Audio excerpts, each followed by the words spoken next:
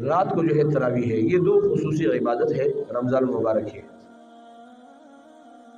اور نبی اکرم صلی اللہ علیہ وآلہ وسلم اس کے متعلق فرماتے ہیں الصوم جنہ، صوم ایک ڈال ہے، ایک ڈال ہے۔ اللہ رب العزت روزے کے متعلق فرماتے ہیں الصوم لی، روزہ میرے لیے ہے، وانا اجزی بھی، اور اس کا بدلہ میں دوں گا۔ اور ایک روایت کے مطابق اس کو وانا اجزا بھی، کہ میں اس کا بدلہ ہوں، کیونکہ رمضان مبارک کا روزہ یہ ایسا ہے کہ اس میں صرف جو ہے انسان وہ اللہ سے ڈر رہا ہوتا ہے، ورنہ تو کئی مواقع اس کے سامنے ایسے ہے کہ اگر اس میں وہ کھا پینا چاہے کوئی اس کو روکنے والا نہیں ہے، صرف ایک اللہ سے ڈر کر یہ روزہ رکھتا ہے۔ ایک کمرے میں بیٹھا ہوا ہے، اپنے کمرے میں فریج میں جو ہے کھانا بھی پڑا ہوا ہے، پانی بھی ہے، سب کچھ ہے، لیکن سب کچھ ہونے کے باوجود اس کو کھا کیوں نہیں رہا ہے؟ اس لیے کہ اللہ سے ڈر رہا ہے۔ اس لیے اللہ رب العزت فرما رہے ہیں الصوم لی، روزہ میرے لیے ہے۔ یہ جو شخص روزہ رکھ رہے وانا اجزی بھی، اور میں اس کا بدلہ خود دوں گا۔ یا پھر وانا اجزا بھی، میں اس کا بدلہ خود ہوں۔ میرے عزیز ساتھیوں، حدیث شریف میں آتا ہے کہ کل قیامت کے دن اللہ رب العزت جنتیوں کو سب کچھ عطا کرنے کے بعد، سب کچھ عطا کر لے، جنت کی جتنی نعمت ہے جس کے متعلق آتا ہے کہ ما لا عین رأت ولا اذن سمعت ولا خطر علی قلب بشر، ایسی نعمت ہے جس کو کسی آنکھ نے دیکھا نہیں ہے، نہ کسی کان پر اس کی سماعت گزری ہے، ولا خطر علی قلب بشر، نہ کسی دل پر اس کا خیال گزرا ہے۔ جنت کے خاتون کے متعلق آتا ہے کہ اگر سمندر کڑوے سمندر میں تھوک دے، اللہ رب العزت اس کو اس تھوک کی وجہ سے میٹھا کر دے، ایسی نعمت ہے۔ باہر کے یہ سارے نعمتیں اللہ رب العزت دینے کے باوجود آخر میں جب اللہ رب العزت کا دیدار نصیب ہو جائے میرے عزیز ساتھیوں، ساری نعمتیں بھول جائیں گے،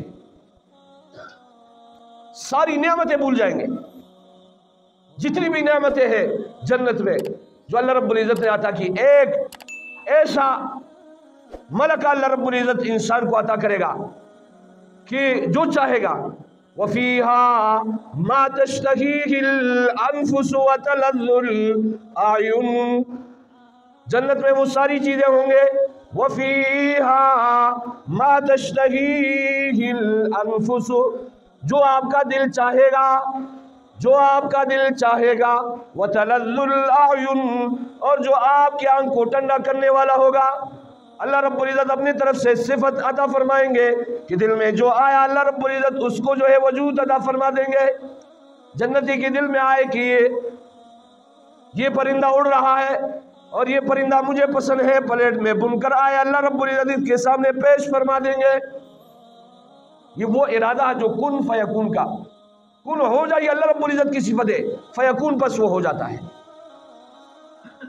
اللہ رب العزت سب کچھ دینے کے باوجود اللہ رب العزت کا دیدار نصیب ہوگا، جیسے کہ حدیث میں دے وَأَنَا أُجْزَىٰ بِهِ الصَّوْمُ لِي، روزہ میرے لیے ہے اور میں اس کا بدلہ ہوں۔ حدیث میں آتا ہے جب اللہ رب العزت کا دیدار نصیب ہو جائے، جنت کی ساری نعمتیں بھول جائیں گے، اس کے سامنے ہیچ بھی نہیں ہے، اس کے سامنے کچھ بھی نہیں ہے۔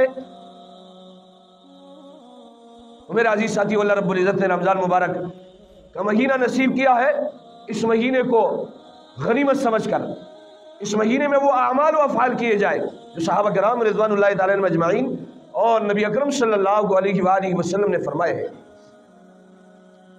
اس میں وہ اعمال کیے جائے جو اعمال دین اور شریعت کو مطلوب اور مقصود ہے، ان اعمال سے اپنے آپ کو روکے جس سے شریعت آپ کو اجتناب کا کہہ رہے ہیں۔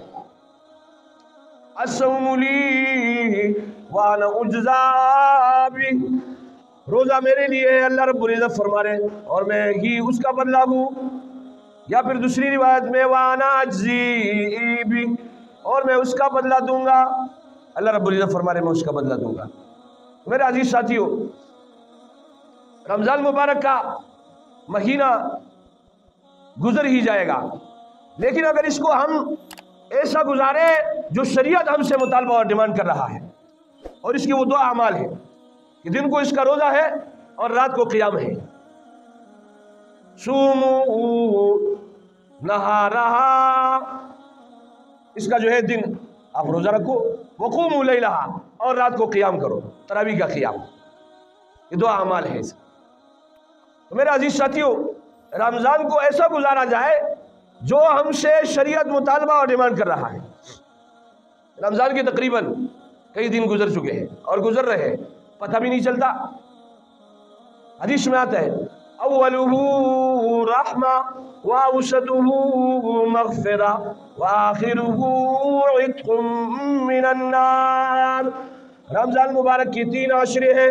اولہ رحمہ، اس کا پہلا عشرہ اللہ رب العزت نے رحمت بنایا ہے، وَأَوْسَطُهُ مغفرہ، اور درمیانہ عشرہ مغفرت کا ہے، وَآخِرُهُ عِتْقٌ مِّنَ النَّارِ، اور آخری عشرہ جہنم سے خلاصی کا ہے۔ اللہ رب العزت اس عشرے میں بہت سارے مسلمانوں کو جہنم سے خلاصی عطا فرمائیں گے۔ میرے عزیز ساتھیو، رمضان مبارک کے ان ایام اور ان لیالی کو ہمیں چاہیے کہ غنیمت سمجھ کر اس سے فائدہ اٹھانا چاہیے، اور خصوصاً رمضان مبارک کے دنوں میں روزے سے میرے عزیز ساتھیو یہ فرض ہے، فرض ہے، فرض ہے۔ آج کل بڑے مضبوط لوگ اس میں کوتاہی کر رہے ہیں اور چھوٹے چھوٹے سے بہانے پر اس روزے کو نعوذ باللہ چھوڑ دیتے ہیں۔ آپ ان سے پوچھتے بھائی کیا کرتے ہو؟ میں ڈرائیونگ کرتا ہوں، لوکل ڈرائیور، میں ڈرائیونگ کرتا ہوں، اس وجہ سے روزہ نہیں رکھ سکتا ہوں۔ چھوٹے چھوٹے سے بہانے پر حضرت علی کرم اللہ وجہ فرماتے ہیں اگر ایک روزہ آپ کا ٹوٹ جائے، ایک روزہ آپ کا رہ جائے، آپ ساری زندگی روزے رکھے، آپ ساری زندگی روزے رکھے، لیکن اس روزے کا کفارہ ہو نہیں سکتا ہے۔ یہ اللہ رب العزت نے ایسے ایام اور ایسے لیالی ہمیں عطا کیے، اب ساری زندگی پر اس کا قضا رکھنا چاہے، حضرت علی کرم اللہ وجہ فرماتے نہیں ہو سکتا ہے۔ ساری زندگی اس کا قضا رکھنا چاہے وہ ہو نہیں سکتا ہے۔ تو تھوڑے تھوڑے سی چیزوں پر، میں لوڈر ہوں، لوڈنگ کا کام کرتا ہوں، اس لیے روزہ رکھنا میرے لیے معاف، نعوذ باللہ۔ شریعت مطہرہ نے جن 2 چیزوں کے متعلق فرمایا ہے اس میں آپ کو روزہ نہ رکھنے کی اجازت ہے، اور اس میں کہا گیا ہے کہ ان روزوں کو پھر آپ دوسری ایام میں رکھیں۔ قرآن مجید میں صریح طور پر اللہ رب العزت نے ذکر کیا فَمَا كَانَ مِنكُم مَّرِيضًا أَوْ عَلَىٰ سَفَرٍ فَعِدَّةٌ مِّنْ أَيَّامٍ أُخَرَ، یہ 2 عذر ہے اللہ رب العزت نے گنوائے ہیں۔ فَمَنْ كَانَ مِنكُم مَّرِيضًا، آپ میں سے کوئی بیمار ہو، أَوْ عَلَىٰ سَفَرٍ، یا سفر پر ہو، فَعِدَّةٌ مِّنْ أَيَّامٍ أُخَرَ، اسے روزہ نہ رکھنے کی اجازت ہے۔ وہ روزہ نہ رکھے تو کوئی مسئلہ نہیں ہے، اسے اجازت ہے، اسے رخصت ہے۔ لیکن آگے کچھ نہیں فرمایا کہ کوئی شخص ڈرائیور ہو یا لوڈر ہو یا اس سے بڑھ کر کوئی اور کام کرنے والا ہو، میرے عزیز ساتھیو شریعت مطہرہ نے اس کو روزہ کی رخصت نہیں دی ہے، یہاں تک کہ اپنے پیروکاروں سے کہا ہے کہ آپ اگر روزے میں اپنے ماتحتوں پر رحم کرو گے، اللہ رب العزت اس کے بدلے میں آپ کو جنت عطا فرمائیں گے۔ اپنے ماتحتوں کے ساتھ حسن سلوک کا کہا ہے، اپنے پیروکاروں سے اس بات کا ڈیمانڈ اور مطالبہ کیا ہے کہ ان ایام میں اپنے ماتحتوں، اپنے نیچے کام کرنے والوں کے ساتھ حسن سلوک کرو۔ میرے عزیز ساتھیو، ایسا نہیں ہے کہ آپ جو ہے بہت سے سخت کام کرنے والا ہو تب بھی آپ کو روزے کی رخصت نہیں ہے، بلکہ چاہیے تو یہ کہ رمضان مبارک کا مہینہ سال میں 1 مرتبہ آتا ہے، چاہیے یہ کہ اگر آپ کا کام سخت ہے اس مہینے میں آپ چھٹی لے لیں، اس مہینے کو آپ اللہ کے لیے خاص کر دیں، اور خاص کر لینا چاہیے۔